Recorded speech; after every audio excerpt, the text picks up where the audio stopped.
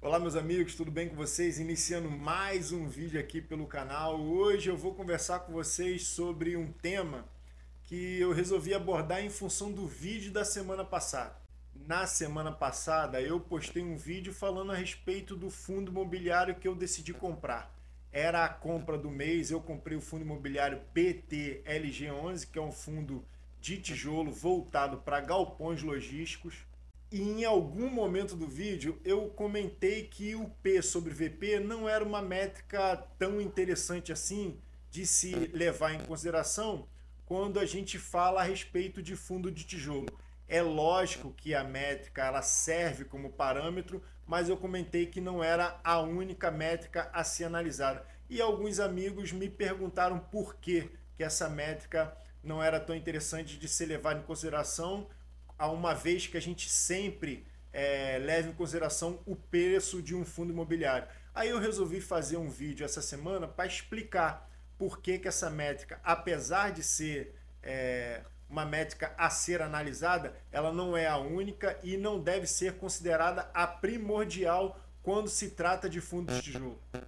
Então fica aqui no vídeo que hoje eu vou falar muito a respeito desse assunto. Bom, se você está aqui pela primeira vez, seja muito bem-vindo ao canal. Eu me chamo Eduardo Chuin e aqui eu falo sobre investimentos, ações, fundos imobiliários, renda fixa. Dou dicas também sobre como a gente pode economizar no nosso dia a dia e no final de cada vídeo, naquele já conhecido pós-crédito, eu falo a respeito do mercado de trabalho. Dou dicas sobre o mundo corporativo. Eu resolvi dar dicas no final dos vídeos sobre o mercado de trabalho porque eu entendo que a gente precisa de uma renda para investir sempre. E por isso eu ajudo aos colegas que me acompanham com dicas sobre como a gente pode melhorar o nosso relacionamento com os nossos colegas de trabalho, como a gente pode crescer e evoluir no nosso ambiente de trabalho com a nossa liderança, para que a gente tenha sempre uma fonte de renda, uma fonte de renda constante, para que a gente possa fazer aportes frequentes para a nossa carteira de investimento, ela está sempre em crescimento. Então eu convido vocês a ficar no vídeo até o final, assistir também os pós-créditos, que eu tenho certeza que eu vou dar uma dica bem legal para você que vai te ajudar no seu relacionamento com os colegas de trabalho e talvez te ajude a crescer também como profissional no seu emprego.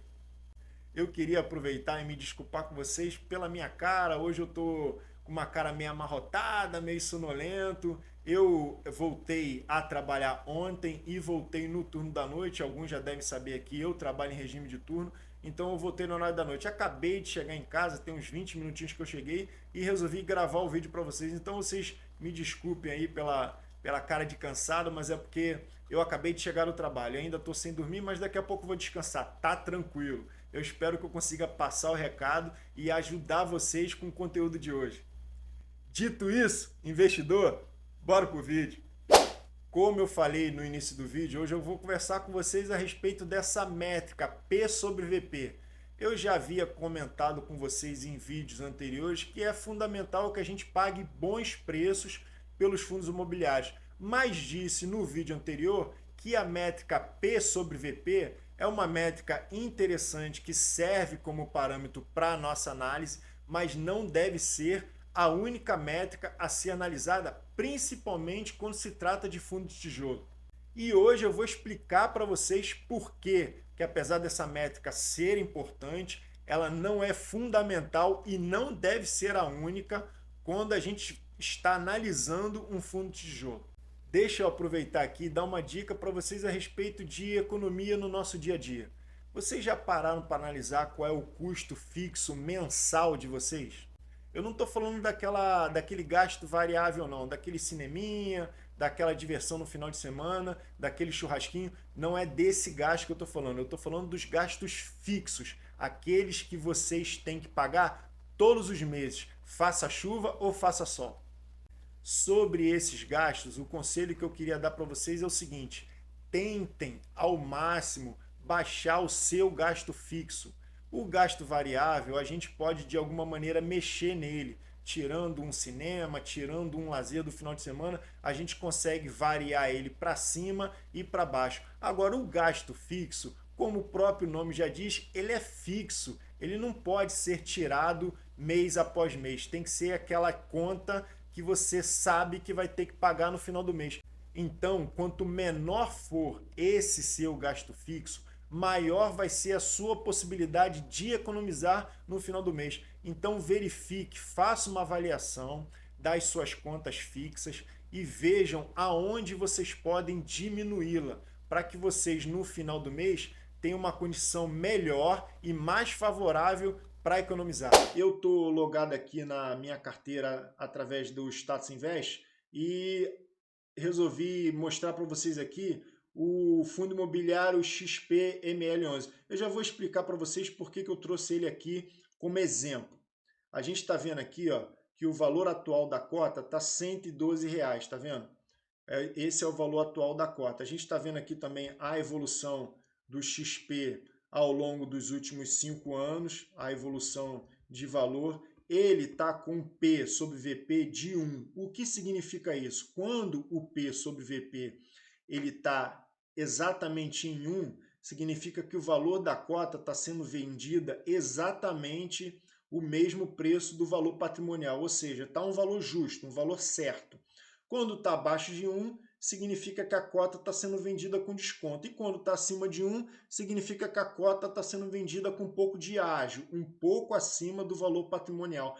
Mas por que eu não considero essa informação primordial e preponderante quando se trata de fundo de tijolo? Eu vou explicar para vocês com um exemplo, tá, do XPML.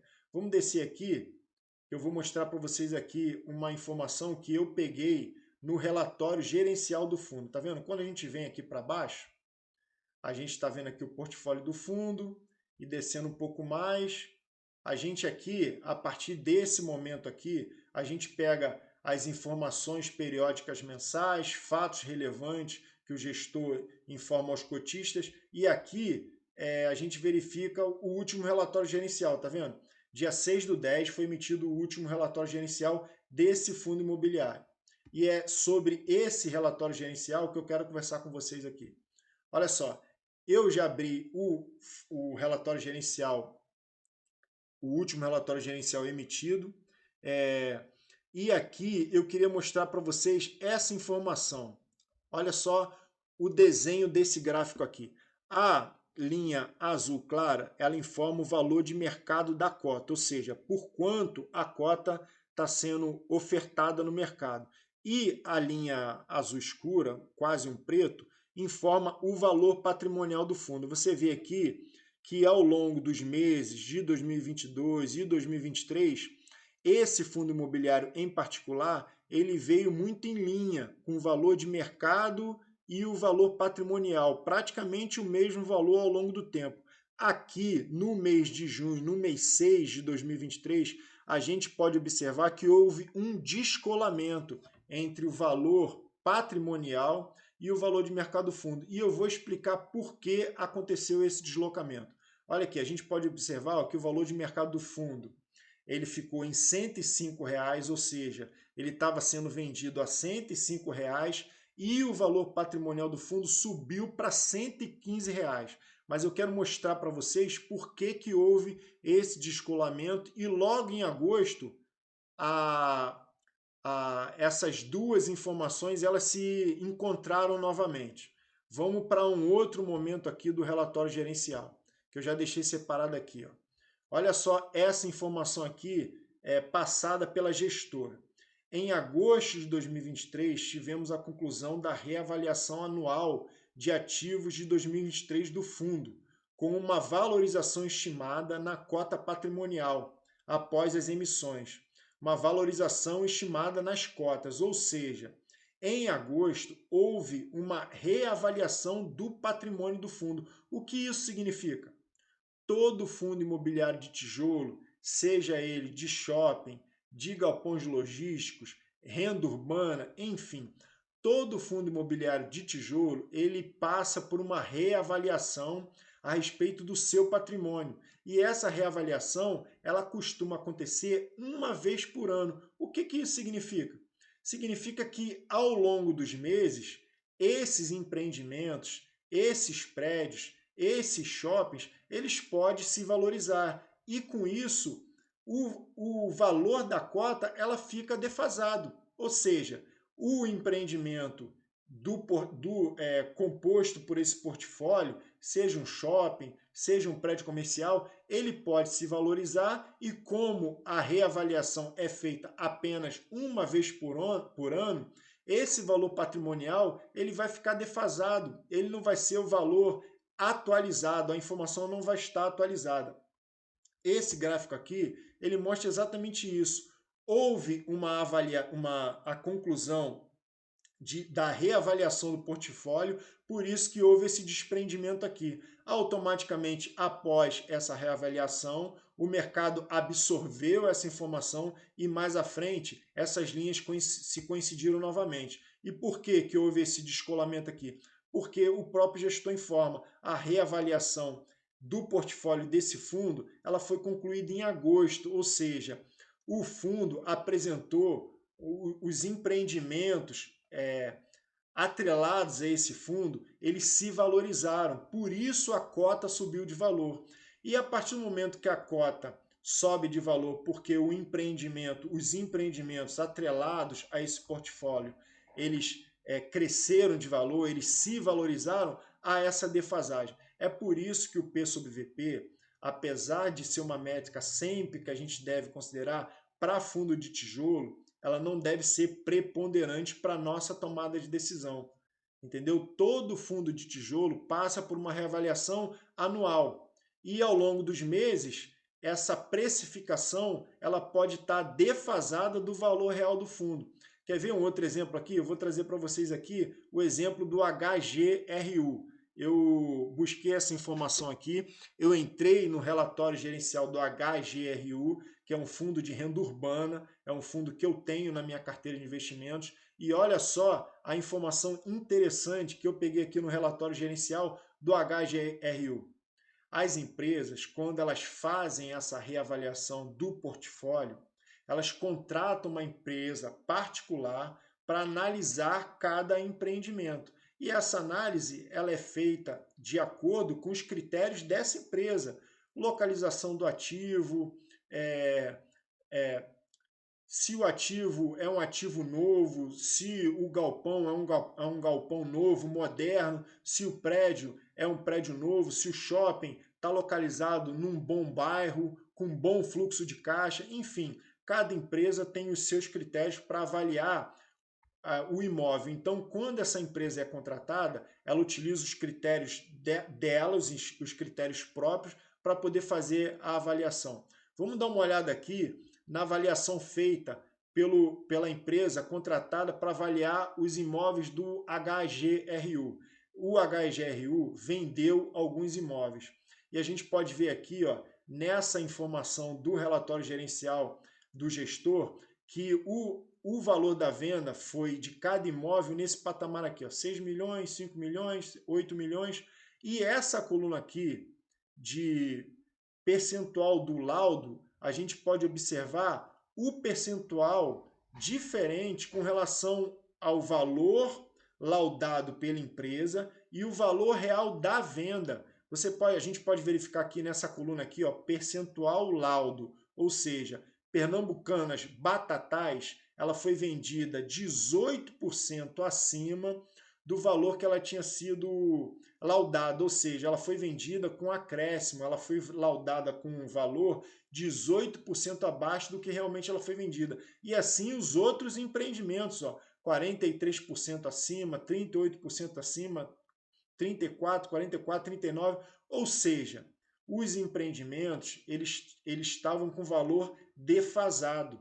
Quando eles foram vendidos com esse percentual acima do último laudo que tinha tido, da última avaliação que tinha sido feita. Então, esse é um exemplo na prática de como esses empreendimentos, de como esses prédios comerciais, esses galpões, eles podem estar defasados do valor de momento, do valor real de momento, para o valor da última avaliação. E como o P sobre VP leva em consideração sempre o valor patrimonial da última avaliação, esse valor ele pode estar defasado. Nenhuma métrica deve ser analisada de maneira isolada.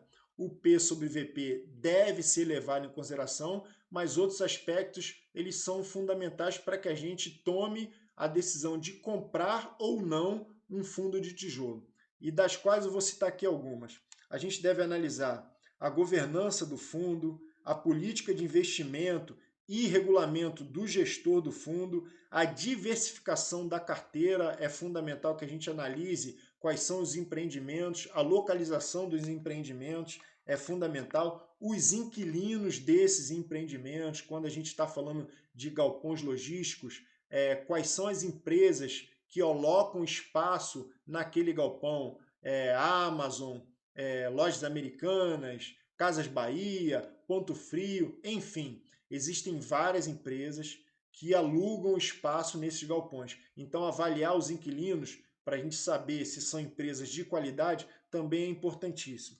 A vacância é uma outra métrica para fundo de tijolo muito importante da gente analisar. É importante que a gente analise a vacância física e a vacância financeira, porque são métricas diferentes. Vacância física é quando a gente identifica o percentual de lojas ou de espaço vazio naquele empreendimento. E a vacância financeira são os devedores, o percentual que aquele empreendimento tem de clientes inadimplentes. Então, esses dois tipos de vacância são importantíssimos que a gente leve em consideração quando a gente está analisando o fundo de tijolo.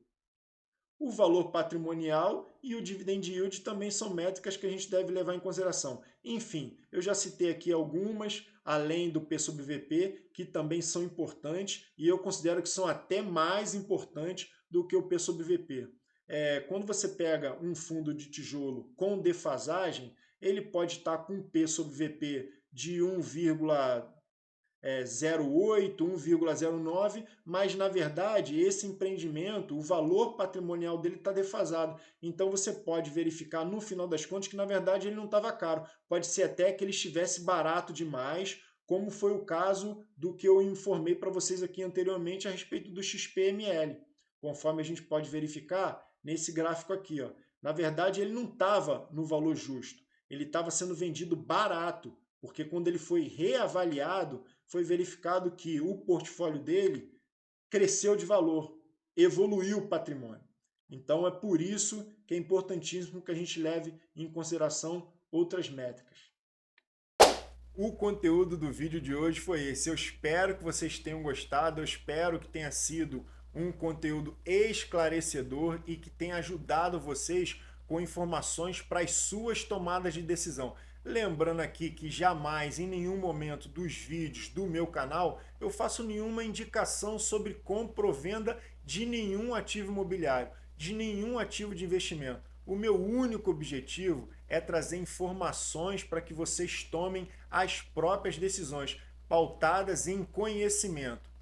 Se você gostou do vídeo de hoje, se você se interessa por esse tipo de conteúdo, eu convido você a se inscrever no canal, ative o sininho para não perder nenhum vídeo e vamos juntos em busca daquela tão sonhada e já conhecida independência financeira. E como eu sempre digo, a gente deve sempre em busca de crescimento e conhecimento, porque o que realmente liberta, de fato, o que nos liberta é o conhecimento. Obrigado por ter assistido o vídeo até aqui e até o nosso próximo encontro. Tchau! Hoje eu vou conversar com você que está no mercado de trabalho, está no seu ambiente de trabalho e por algum motivo, de maneira inesperada, você teve que lidar com um conflito.